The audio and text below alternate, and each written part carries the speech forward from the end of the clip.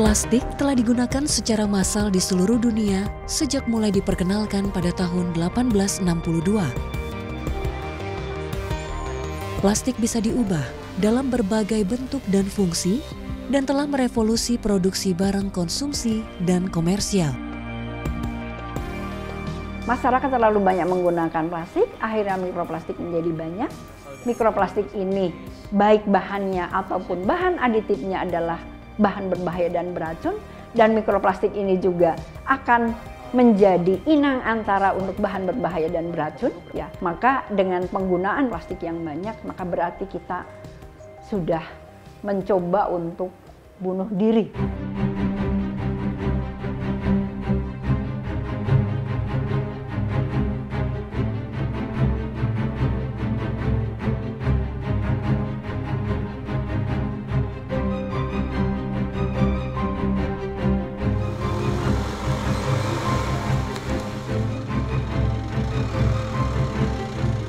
Sampah itu bisa terkelola dengan baik di sumbernya. Tidak perlu lagi mungkin perjalanan sampah itu jauh ke TPS atau mungkin nanti jauh ke TPA. Tapi di sumbernya sudah terselesai dengan baik sehingga tadi bahaya-bahaya seperti mikroplastik atau mungkin bahaya-bahaya laten lainnya itu bisa sudah kita reduksi. Ini mikroplastik, ini plankton, ini plankton. Dia memiliki bentuk yang mirip-mirip ini ya. Dan ketika dia ada di lingkungan, di sungai misalnya, dia akan dimakan oleh ikan karena ikan tidak bisa membedakan antara mana yang plankton, mana yang mikroplastik gitu ya. Kini, plastik yang awalnya adalah sebuah inovasi berubah menjadi ancaman.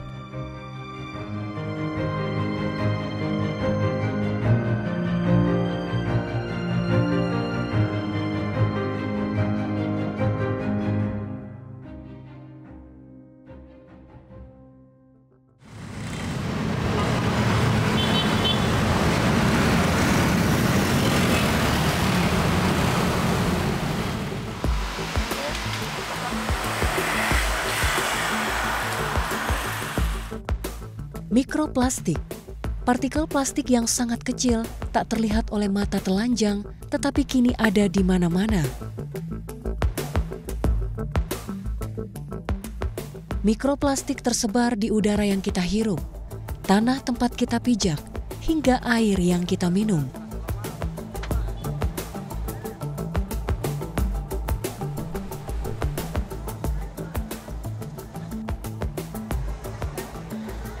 Penggunaan plastik yang sangat masif menyebabkan mikroplastik bahkan sudah ditemukan di tempat terdalam bumi, Palung Mariana, dan tempat tertinggi, puncak Gunung Everest. Mikroplastik itu pokoknya bisa keluar dari berbagai bahan yang memang mengandung plastik. Salah satu contohnya misalnya mobil, bannya itu kan plastik. Ketika ada gesekan, lepaslah partikel-partikel plastik dalam bentuk plastik yang sangat kecil. Ya sehingga dari situ pun juga sudah keluar mikroplastik. Kemudian yang di udara lagi, misalnya kita juga menggunakan baju gitu ya, baju yang berasal dari ini. Kemudian paparan sinar matahari, adanya angin, dan sebenarnya ada yang lepas mikroplastik dari kita.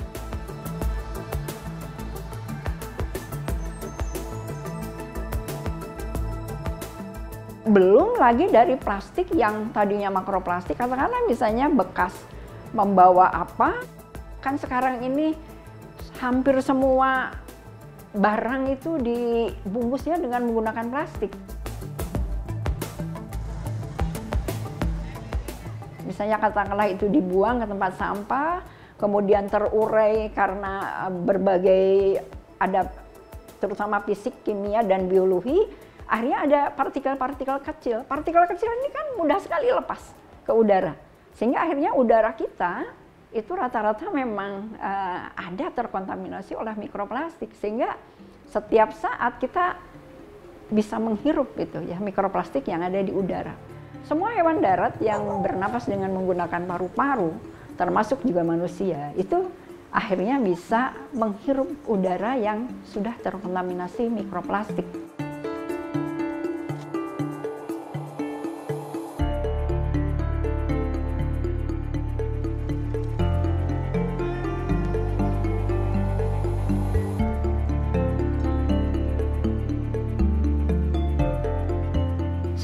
kita ngomong polusi, polusi itu artinya kan sudah terjadi pencemaran artinya ya.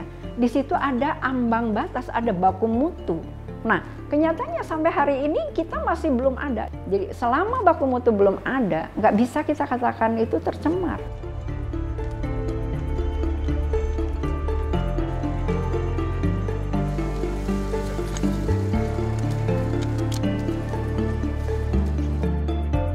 Ya, kita hanya bisa mengatakan terkontaminasi saja. Karena kalau sudah tercemar itu artinya itu sudah membahayakan.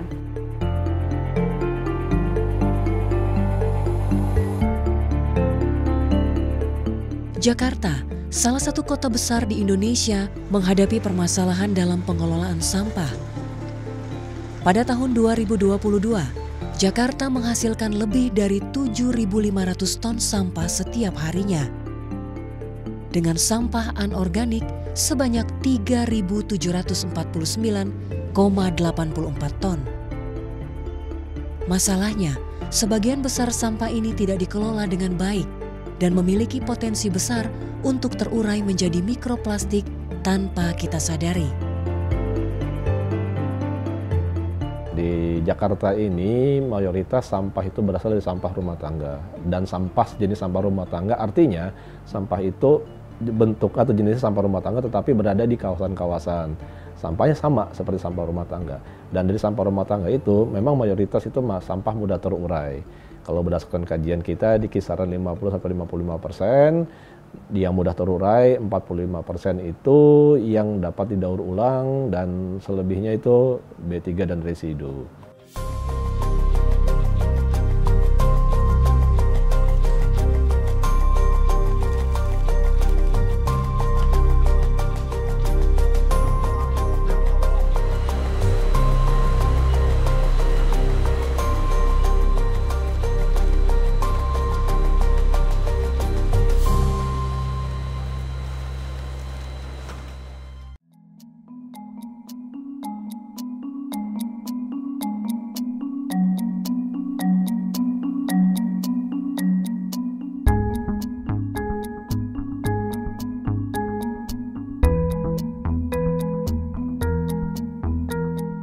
Mikroplastik adalah ancaman yang mengintai tanpa disadari.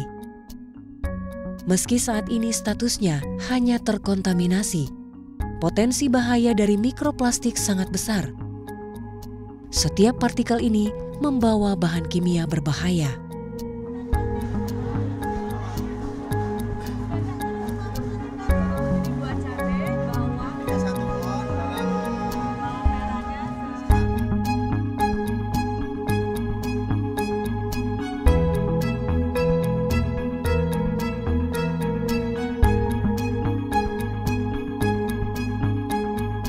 Mikroplastik ini asalnya dari plastik. Plastik ini sendiri dibuat dari bahan yang masuk ke dalam bahan berbahaya dan beracun. Nah, ke dalam plastik ini biasanya sesuai dengan ini. Oh, mau yang apa? Mau warna, misalnya. Mau warna. Mau warna. Nah, yang dimasukkan ke dalam warna ini kan bukan pewarna kue, ya. Tapi di situ pewarnanya itu pewarna yang masuk ke dalam B3.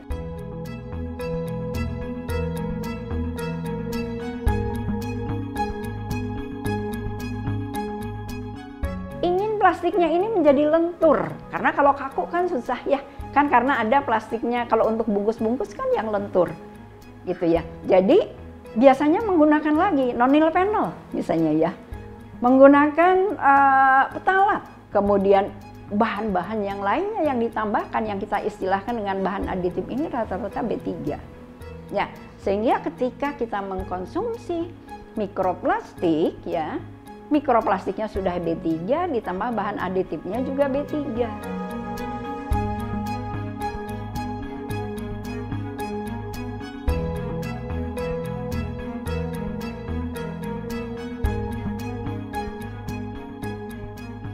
Karena ikatan antara B3 dengan mikroplastik itu bukan ikatan kovalen, tapi ikatan-ikatan non-kovalen yang memang mudah sekali dilepas. Gitu, sehingga akhirnya mudah sekali masuk ke dalam tubuh dan dibawa darah dan seterusnya. Itu sifatnya sistemik. jadi ke seluruh tubuh.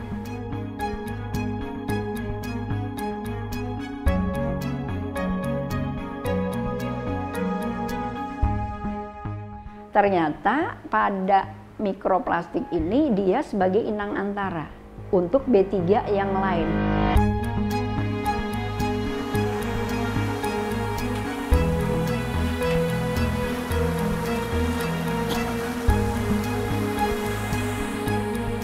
Jadi apa yang ada di air, di situ ada B3, nempel ke situ.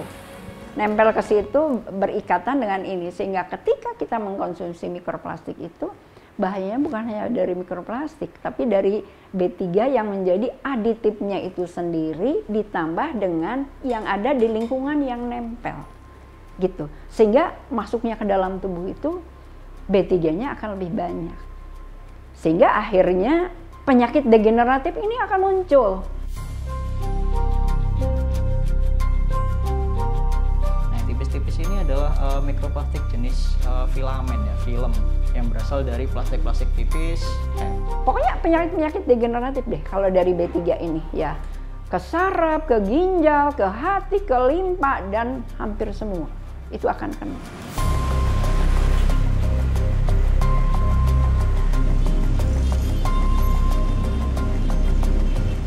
Proses deposisi basah dan kering memainkan peran besar dalam penyebaran mikroplastik.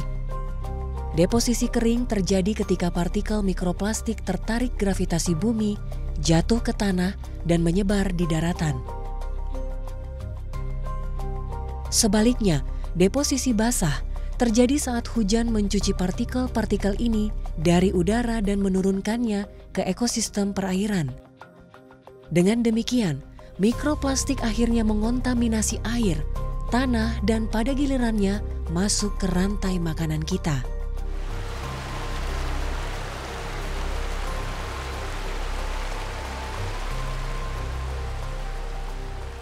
Nah, kalau sudah masuk ke dalam air, nanti kan akan terus-terusan diuraikan, dan penguraiannya ini ratusan tahun untuk plastik, makroplastik menjadi mikroplastik ini. Kalau kita serahkan ke alam, gitu. Nanti tambah lama itu tambah kecil, tambah bahaya karena menjadi nanoplastik. Nah, nanoplastik ini kan kalau kita makan, masuk ke dalam tubuh kita, alat pencernaan kita ini nggak bisa mengenal. Biasanya susah untuk mengenal mana yang bahaya, mana yang bukan, begitu ya. Apalagi dalam bentuk mikroplastik. Dan yang kedua juga jangan lupa, dikonsumsi oleh biota air. Konsumsi biota air ini bisa sengaja, bisa tidak sengaja. Untuk biota-biota pemakan plankton, si biota ini mengira itu adalah fitoplankton. Sehingga memang dia sengaja makan. Tapi ada juga yang memang tidak sengaja. Nah, yang tidak sengaja ini bagaimana? Karena si mikroplastik ini ya memang tidak sengaja masuk ke dalam tubuhnya melalui ketika dia mengambil air. Kalau kita minum lah ya gitu. Sampel ini kita akan bawa ke laboratorium Ekoton ya untuk melihat atau mengidentifikasi berapa sebaran mikroplastik ada di. Atau ketika si biota air ini katakanlah misalnya dia mengkonsumsi makanannya dan di dalam biota yang dikonsumsi itu memang sudah ada ininya, sudah ada mikroplastiknya begitu ya, sehingga akhirnya masuk melalui proses makan memakan.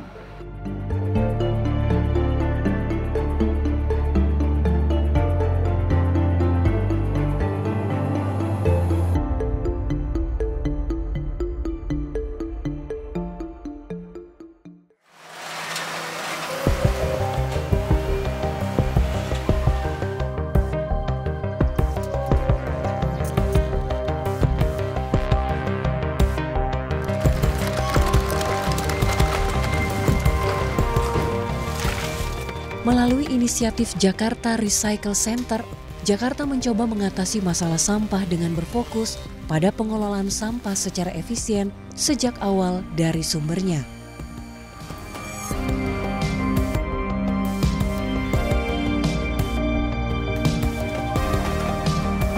Mereka memberikan plastik yang warna kuning untuk non-organik, yang warna merah untuk B3, yang warna abu-abu untuk residu, juga ember untuk organik.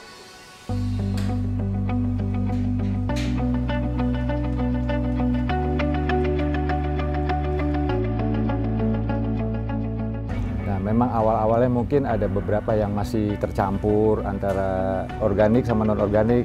Belakangan ini sampai ke sini sudah cukup hampir kurang lebih 5 tahun berjalan dengan baik, Pak.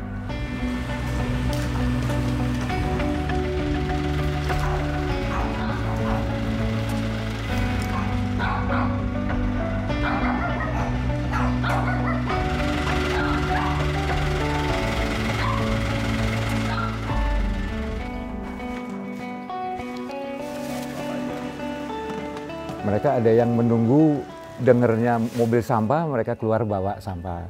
Ada yang taruh di sebagian di luar.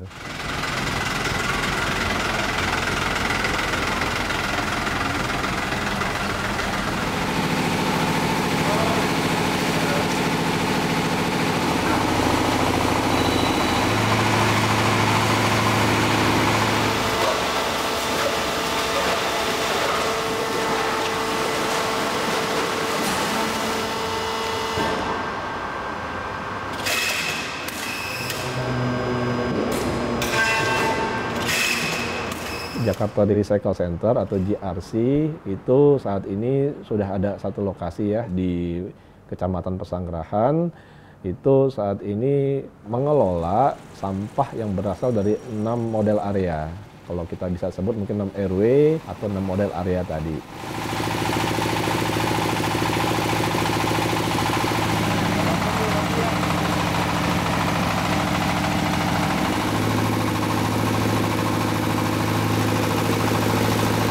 Dan saat ini di kisaran 400-an kilogram sampah mudah terurai yang dikelola oleh JRC, dan ada beberapa juga sampah yang didaur ulang dan juga residu. Jadi dari tingkat masyarakat itu sudah memilah. Ya, jadi 6 model area tadi yang saat ini sudah berjalan di Kecamatan Pesanggerahan itu memang sudah dari sumbernya sudah memilah, sehingga sampah yang dibawa ke plant tersebut itu sudah terpilah dengan baik.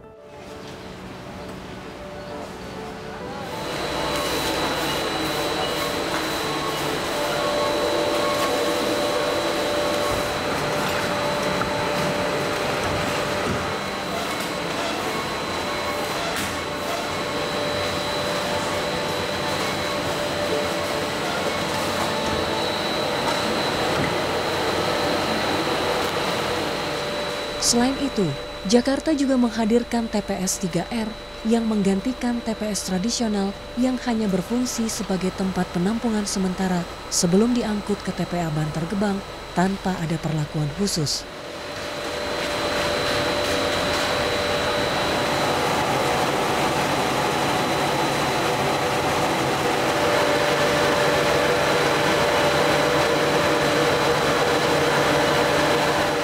Artinya, sampah yang datang dari masyarakat itu masuk ke TPS 3R, ada treatment di situ. Kalau tadi tidak ada treatment, sekarang ada treatment di mana di situ ada mesin TPS 3R, ada yang mempunyai plan kompos, ada yang mempunyai plan BSF atau maggot, ada yang mempunyai plan bank sampah. Nah, itu jadi satu kesatuan treatment tersebut. Sehingga sampah yang dibuang dari TPS 3R ke TPA Bantar Gebang itu sudah semakin berkurang. Nah, kalau sudah semakin berkurang berarti kan benefitnya banyak nih.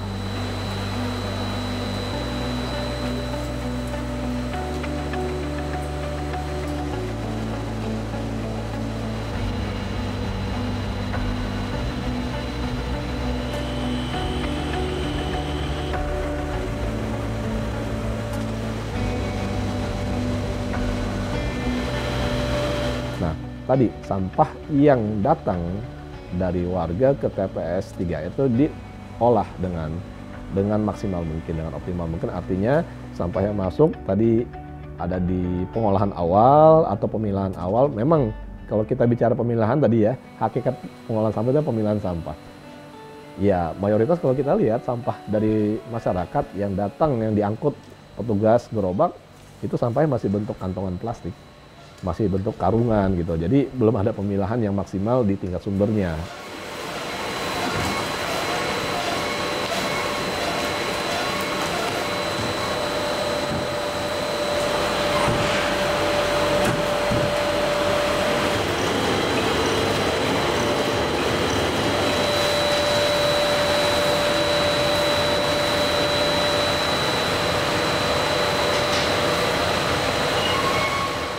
dengan adanya 3R ini, itu bisa mengurangi sampah yang sebelumnya hanya kumpul, angkut, buang, katakanlah masuk 25 ton, keluar 25 ton ke TPA, ini masuk 25 ton, yang keluar outputnya itu bisa langsung ke, kan output itu bisa, kalau memang tadi ya, semua pengelolaannya maksimal, itu yang dibuang hanya kisaran bisa jadi kisaran 20-30% saja.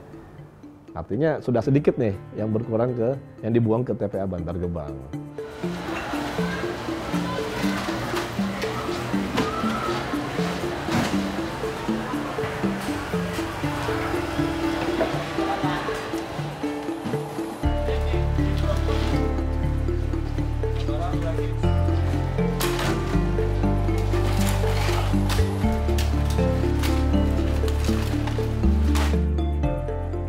Setelah lakukan pemilihan di awal terhadap sampah mudah terurai, sampah daur ulang, B3, residu, lalu sampah, misalnya contoh sampah mudah terurai tadi kita katakan organik gitu ya. Nah, itu bisa lari ke plant kompos jika ada yang dekat plant kompos di TPS 3R. Lalu bisa juga BSF, Black Soldier Flash atau maggot. Nah, itu bisa ke situ, atau biodigester untuk yang mudah terurai. Yang daur ulang, jika plan TPS 3 itu ada bank sampahnya, itu bisa lari ke bank sampah. B3, jika ada storage B3 yang dekat situ, TPS 3 kita itu bisa lari ke storage B3. Sehingga sampah yang terkelola oleh mesin TPS 3 itu tinggal yang residunya saja.